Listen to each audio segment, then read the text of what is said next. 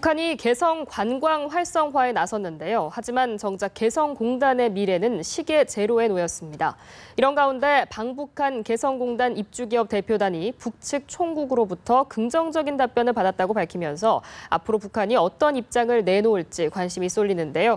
동북아 평화협력원 전현준 박사, 세계북한연구센터 안찬일 소장과 함께 개성에서 어떤 일이 벌어지고 있는지 자세한 이야기 나눠보겠습니다. 안녕하십니까? 네, 안녕하세요. 네, 안녕하십니까? 네.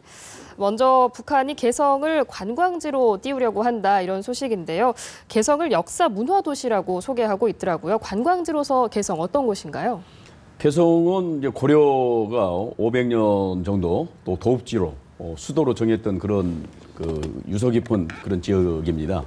거기다가 이제 선주교라고 하는 정몽주 선생이 철퇴를 맞았다고 하는 그 선주교를 포함해서 역사박물관이라든가 첨성대라든가 박연폭포라든가 정말 유서 깊은 그 장소가 굉장히 많은 그런 지역입니다. 송악이라고 옛날에는 그랬지 않습니까? 고려 때는.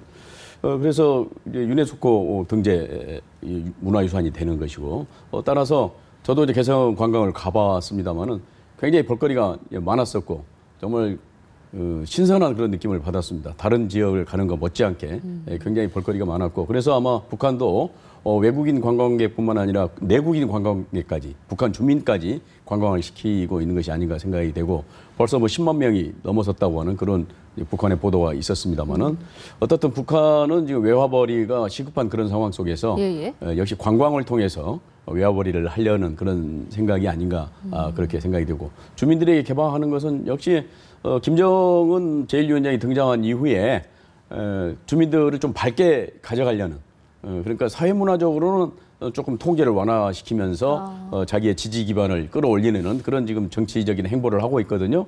그래서 주민들에게 이런 것들을 개방을 해서 물론 이제 돈이 있는 주민이 가는 거겠죠. 당연히 관광 비용을 내야 되겠지 않겠습니까? 그러기는 합니다만은 북한에도 요즘은 돈 있는 사람들이 꽤 생겼어요. 돈주도 생기고 돈 있는 사람이 많이 있기 때문에 그런 돈도 좀 정부 입장에서는 묻어있는 돈, 묻혀있는 돈들을 좀 끌어낼 필요도 있지 않겠습니까? 그래서 주민들에게 환심도 사고 돈도 버는 그런 이중적인 효과가 또 있는 것이 아닌가 생각이 듭니다. 그런데 개성 같은 경우는 과거에 이제 남북 관광 사업이 있었지만 지금은 중단이 된 상태인데 그렇다면 북한은 이제 남북 간의 사업을 기다리지 않고 독자적으로 관광 사업을 하겠다는 건가요? 그렇죠. 뭐 아무래도 이제 전 박사님께서 잘 설명하셨지만 개성이라는 것이 이 지역이 가지고 있는 이 관광 메리트가 상당히 높습니다.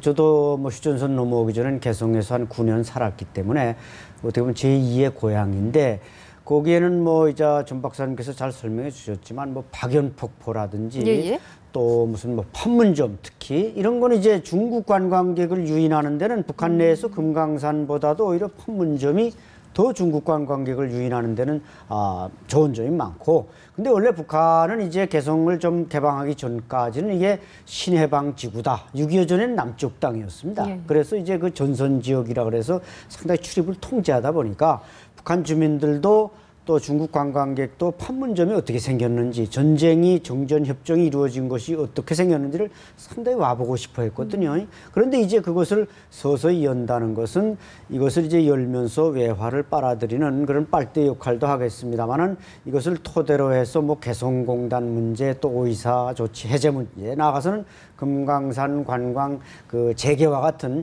여러 가지 남북한의 우리 대한민국을 향해서 약간의 뭔가 레버리지로 개성을 이용하려는 것은 아닌가. 특히 이제 김정은이 뭐 5월 9일에는 또 모스크바 가는 일정이 있지 않습니까? 나름대로 지금 뭐 여러 가지 긴장도 하지만은 나름대로 자신들도 남북 화해와 협력을 위해서 한반도의 평화 주체 세력으로서 노력하고 있다. 이런 어떤 뉘앙스를 풍기기 위해서 이번에 개성을 또 다시 오픈하려고 하는 의도는 아닌가 그렇게 보여집니다.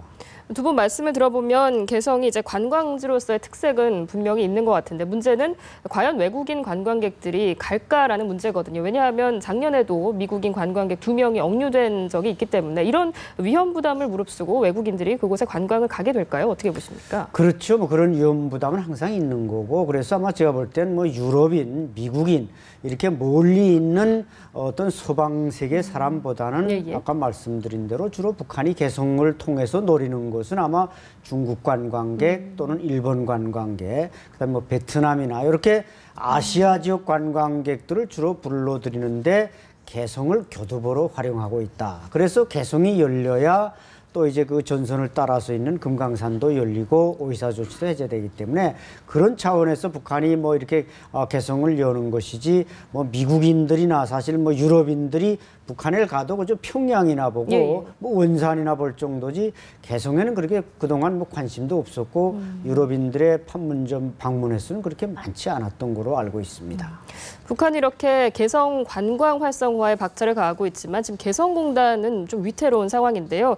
북한이 일방적으로 임금 인상을 요구했기 때문인데 북한이 그 근거로 제시한 것이 현재 임금 수준이 낮다는 거거든요. 실제로 해외로 파견된 노동자들의 임금과 비교했을 때 이게 낮은 수준인가요? 어떻습니까? 낮다고 봐야죠. 중국 같은 경우에 단동에서 일하는 북한 근로자가 물론 그것도 이제 여러 가지 다르겠습니다만은 약 한 300 내지 400달러, 뭐 많게는 또 500달러. 예. IT 전문가들은 뭐 1000달러 이상도 받습니다. 그래서 중국에 나가 있는 근로자들과 비교해서 낮다는 생각을 실질적으로 하고 있는 것 같습니다. 예. 이번에 그래서 이제 70점 그 기본급이 70.46달러 뭐 정도에서 74달러로 5.18%를 그 인상해서 지금 문제가 되고 있습니다만은 본래는 이제 5달러만 매년 5달러씩 이렇게 인상하도록 그렇게 규정이 돼 있었습니다만은 북한이 일방적으로 5.1 그러니까 5%죠. 5달러가 아니라 5%씩 올리게 돼 있습니다만은 5.18%를 올려서 문제가 됐고 더군다나 그것이 우리하고 협상을 통해서 올린 게 아니고 일방적으로 북한이 결정을 해서 그러니까 노동자 입장에서 사용자에게 내 임금을 얼마 올려주십시오. 이렇게 지금 얘기를 한 그런 이제 상황이 됐지 않습니까? 그래서 우리 정부로서는 도저히 있을 수 없다. 이런 것이 선례가 되면은 앞으로 임금을 대폭 인상할 뿐만 아니라 거기에 이제 토지 사용료도 또 있고 그러거든요. 사회보험료도 있고 이런 이제 모든 비용들을 북한이 일방적으로 정해서 우리에게 통보하고 그것은 우리 따를 수밖에 없는 이런 상황이 된다고 하면 안 된다는 것이 우리 정부의 기본적인 입장이고 그래서 기업들에게 절대로 거기에 지금 호응하지 말라는 그런 지침을 내려놓고 있습니다. 그러나 다행히 오늘 이제 개성에 가서 북한이 그 기본급 5.18% 인상한 것에 대한 어떤 협상의 여지가 좀 있는 걸로 지금 보도가 되고 있기 때문에 앞으로 협상에 따라서는 5.18%를 그대로 수용할지 아니면 5%를 고수할지는 두고 봐야 되겠습니다만은 제일 중요한 것은 협상입니다. 그렇잖아요. 우리가 임금 협상하지 않습니까? 우리도 노사 간에 모여가지고 금년에는 우리 회사 사장이 어떠니까 몇 프로만 올려야 되겠다. 이렇게 임금 협상을 통해서 올려야 되는데 갑작스럽게 일방적인 통보를 해서 지금 문제가 됐습니다. 물론 의도가 뭐 여러 가지 있겠습니다만은. 말씀하신 것처럼 지금 북한이 일방적으로 결정한 부분이 문제가 되고 있는 건데 우려스러운 부분은 이런 결정이 비단 임금 문제에서 그치는 게 아니라 개성공단의 성격 자체를 남북 협력 사업이 아니라 자신들의 어떤 그런 주권 사업으로 전환하려는 게 아니냐 이런 의도도 깔려 있다고 봐야 되나요? 지금 그러니까 개성공단은 자유경제 무역지대가 아닙니다. 그건 북한 땅입니다. 북한 땅에 있는 공단이죠. 거기에 우리 기업들이 이제 들어가서 사업을 하는 거죠. 북한 근로자들을 써서. 그렇기 때문에 북한이 언제든지 그 개성공단을 폐쇄할 수도 있고 막을 수도 있습니다. 자기 땅이기 때문에. 그래서 우려하신 대로 거기 공단을 전부 폐쇄하고 자기들이 직접 운영하려고 하는 거 아닌가. 지금 그런 우려가 있지 않습니까? 그런 것은 84년에 합병법이 채택됐었는데 이 합병법에 의해서 제일교포, 그러니까 그 조청년이죠. 조청년 기업들이 많이 북한에 들어갔었어요. 그런데 이제 적당하게 기업이 이제 굴러가게 되니까 사실은 조청년 기업가들을 다 사실 쫓아냈죠. 그리고 자기들이 직접 경영한 그런 전례가 있기 때문에 우리가 우려를 하고 있습니다만은 여기는 그렇게는 하지는 못할 것입니다. 왜냐하면은 원료를 저희들이 완전히 다 공급해주고 있지 않습니까? 기술이라든가 원료 모든 것을 공급해주고 있는데 자기들이 개성공단을 직접 운영하기 위해서는 그만큼 엄청난 그 어떤 자금이 들어가지 않겠습니까? 그런데 과연 북한의 능력으로 스스로 그걸 운영할 수 있는 능력이 있을 것인가는 의문입니다. 만약 또 그렇게 하게 되면은 국제적인 신용도는 완전히 추락할 것이고 자기들이 만들어 놓은 전체적으로 23개에 달하는 경제 개발구라는 게 있지 않습니까? 그래서 거기도 어떻든 외자를 유치해야 될 텐데 누가 거기에 투자를 하겠습니까? 그렇기 때문에 그건 극단적인 상황이 되겠습니다. 뭐 전쟁 상황이 되면 그렇게 될지 모르겠습니다만은 현재 북한 입장에서 개성공단을 폐쇄하고 남한 기업을 몰아내고 자기들이 직접 경영을 하고 하는 것은 뭐 조금 생각하기가 뭐 쉽지 않습니다. 네. 그렇군요. 그 임금 수준에 대해서 보다 좀 자세히 짚어보려고 하는데요. 앞서서 그 최저임금 이야기해 주셨지만 평균적인 임금은 한 150달러 수준이라고 하는데요. 그중에는 200달러 이상의 고임금을 주는 업체들도 있다라고 하거든요. 이런 업체들이 늘어나는 추세라던데 어떻게 분석을 하십니까? 네, 아무래도 이제 그 또 매년 이제 그 말하자면은 좀 숙련공, 이게 경험이 풍부한 사람들은 뭐 1년에 뭐 2달러씩 올려준다든지 하다 보니까 섬유나 신발 뭐 또 시계도 있지 않습니까? 손목시계. 이런 분야에서 경험이 충족된 사람들은 거의 뭐 270달러까지도 받는 사람들이 있는 걸로 알고 있습니다. 이것은 뭐 숙련공이고 경험자이기 때문에 네네. 노하우에 따라서 주는 거니까 그것은 가급금이며 성과급이라고 볼 수 있는데, 이것도 사실 어떻게 보면은 북한을 좀 유혹하는, 북한이 뭔가 다른 사람도 올려줘야 되지 않는가.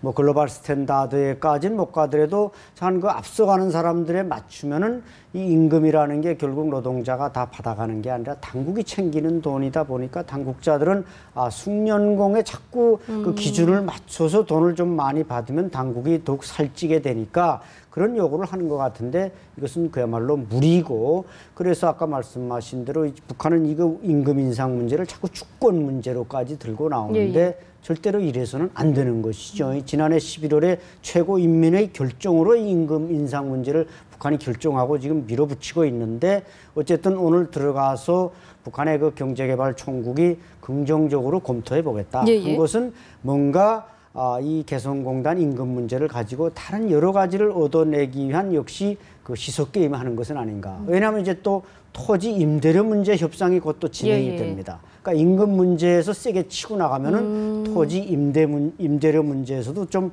올라갈 수 있지 않을까. 지금 보면은 개성공단 저 토지 임대료 문제는 대단히 싸고, 베트남은 이제 그보다 더 싼 지역도 물론 있습니다만 아무래도 우리는 인프라가 가까운 이런 지역에 얻었고, 뭐 제가 전 박사님 말씀대로 뭐 원자재 무슨 수돗물까지 전력 이거 안 들어가면 개성공단은 절대로 돌아갈 수가 없습니다. 그렇기 때문에 북한이 이번에 임금 인상 문제를 들고 나온 것은 역시 토지 임대료 등 다른 데서 어부지를 얻기 위한 하나의 전략이 아닌가 보여집니다. 그러니까 앞으로의 협상에 대비해서 좀 주도권을 잡아보겠다, 그렇죠. 이런 생각도 있는 것 같습니다.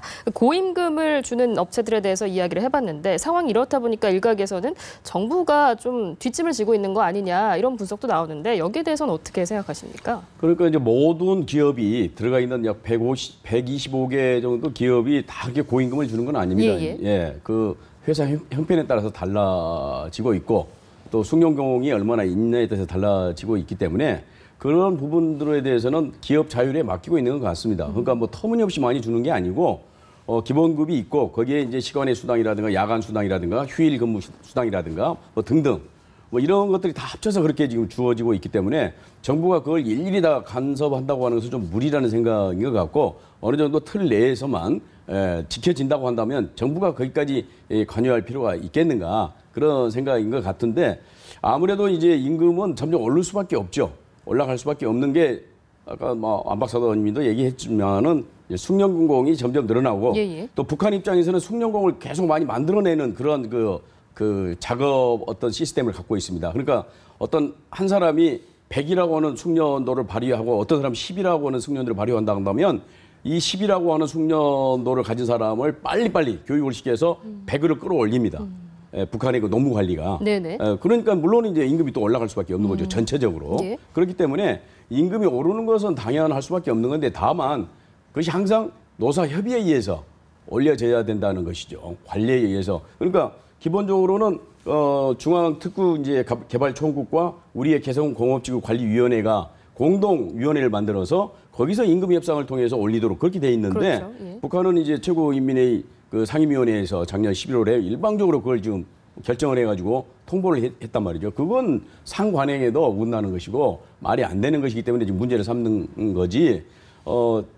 일테면 어떤 기업이 많은 숙련공을 써서 굉장히 많은 그 성과를 냈다. 아니 기업의 이익이 돌아갔다 그런다면 그에 상응하는 어느 정도 인센티브를 북한 근로자에게 주는 것은 당연하다고 그렇게 생각을 하고, 무리하게 북한이 뭐 다른 걸 이유를 들어서 이제 요구를 한다면 좀 문제가 있겠습니다만은 근데 이제 북한의 전략 전술은 다양하기 때문에 정확한 목표가 단순히 임금 인상을 목표로 하는 건지 이제 5.24 조치 해제까지 목표를 또 두는 건지 아니면 지금 기숙사가 없거든요. 개성공단 내에. 그래서 5만 3, 4천 명의 사람들이 다 출퇴근을 합니다.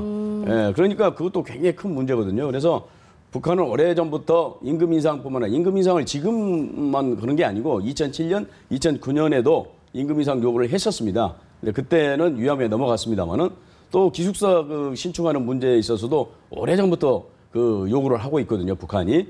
그래야지 안정적으로 노무 관리가 되고, 또 사람들이 피곤하지 않게 새벽에 일어나서 출근한 사람도 있거든요. 멀리 떨어져 있는 사람들은. 그런 문제를 해결하기 위해서 여러 가지를 요구를 하고 있습니다만은 그런 것도 노림수가 있을 수 있다고 생각합니다. 그래서 앞으로 협상 과정에서 북한의 속내가 드러나지 않을까. 그렇게 생각을 합니다. 일단 개성공단을 방북한 이제 입주기업 대표단들이 북측으로부터 긍정적인 답변을 받았다 이렇게 밝혔기 때문에 앞으로 북한이 협상 테이블에 나올 가능성이 조금이라도 커지지 않았느냐 이런 시각도 나오는데 어떻게 전망을 하십니까? 네, 뭐 오늘 개발지도 총국에서 그렇게 긍정적인 답변을 줬다는 것은 결국 우리의 입장에 북한이 이제 동조하기로 하고 협상을 통해서만 이게 합의점을 찾지 자기네가 밀어붙인다고 되지 않는다는 걸 북한은 애초에 그걸 게임을 시작할 때부터 아마 알았으리라고 봅니다. 그 사람들이 다 그동안 남북 관계에 관여한 직간접적으로 관여한 전문가들인데 그렇게 자기네끼리 결정하고 우리한테 밀어붙이면 우리가 순순히 받아 먹으리라고 이렇게 생각하지는 않았을 것입니다.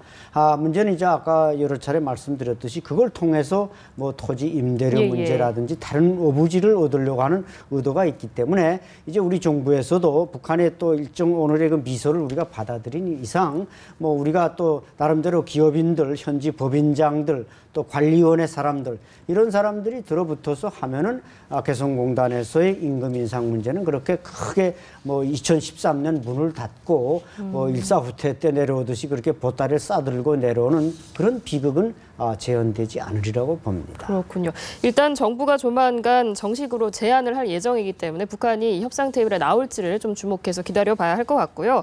오늘 뭐 개성 관광부터 해서 또 개성공단 사태까지 짚어봤는데 앞으로 북한이 개성이라는 지역을 어떻게 활용할지 좀 전망을 해주시죠. 개성이라고 하는 것은 북한은 전략적인 요충지죠. 지정학적으로 굉장히 중요한 지역이고 그래서 이제 김정일 위원장이 살아있을 때 아까 직접 거기에 근무하셨다니까 그렇습니다만은 거기에 있는 이제 중요 북한의 정예 부대들을 군단 병력 정도까지 뺐습니다 뒤로. 그렇기 때문에 그렇게까지 하면서까지 돈을 벌어야 됐다는 생각이 있었던 거죠. 그래서 앞으로 개성공단을 더 확충하는데 굉장히 압박을 가할 것 같습니다. 그러니까 원래 약 2천만 평을 개발하도록 그렇게 돼 있습니다만은 지금 뭐 100만 평도 개발이 안 되는 그런 상태거든요. 그래서 사실은 북한 입장에서는 불만이 좀 많이 있죠. 그래서 우리 정부에게 박근혜 정부에게 좀 더 키워달라고 하는 그런 압박을 계속 가할 것 같고 이제 그런 연장선상에서 관광도 재개될 것 같습니다. 그러니까 남한 관광 계획을 받아들이겠다는 생각이죠. 왜냐하면 개성 관광은 북한이 중지를 했습니다. 금광산 관광은 우리 정부가 박광자 씨 사건 때문에 2008년 7월 달에 중지를 한 거고 이건 2008년 11월 달에 북한이 중지를 한 거거든요. 개성 관광은. 그래서 북한이 개성 관광을 풀면서 또 남한 관광객을 받아들이려는 그래서 개성을 통해서 외화 외화를 많이 벌겠다고 하는 그런 아마 그 전략이 있지 않는가 그렇게 생각을 합니다. 안찬희 소장님께서는 어떻게 전망하십니까? 네, 그동안 북한이 이제 국경을 중심으로 해안 중심으로 이제 외국인 관광객을 흡수했는데 이제 아마 그 수요를 좀 더 늘려서 개성 지역까지 확산하고 개성을 확대하겠다는 건 이제 그들이 아까 만들어 놓은 20여 개의 그 경제 개발구 중에 신평이라든지 황해북도 지역에도 적지 않게 평양 이남의 경제 개발구가 설정이 됐습니다. 이것은 결국 그 중간 다리를 거쳐서 개성을 종점으로 해서 이 평양 이남도 나름대로 개방을 하되 그 수요자는 중국인이나 뭐 일본인도 있겠지만 우리 대한민국 관광객도 불러들여서 외화를 벌어보겠다. 이런 거시적인 안목을 가지고 있다고 할 때 물론 뭐 북한이 앞으로 이런 뭐 핵개발 문제, 장거리 미사일 발사 문제 여러 가지가 중첩되겠습니다만은 일단은 이번에 개성 관광을 시작하겠다는 것은 개성 지역을 뭔가 좀 부드럽게 유화 정책을 하는 거점으로 확보하겠다. 이런 점에서는 뭐 일단은 우리가 반기지 않을 수 없는 일이라고 봅니다. 북한의 이 개성 지역 활용 전략을 우리가 계속해서 주시해서 봐야 할 것 같습니다. 오늘 말씀 잘 들었습니다. 지금까지 전현준 동북아 평화협력원장 그리고 세계북한연구센터 안찬일 소장이었습니다. 고맙습니다. 감사합니다.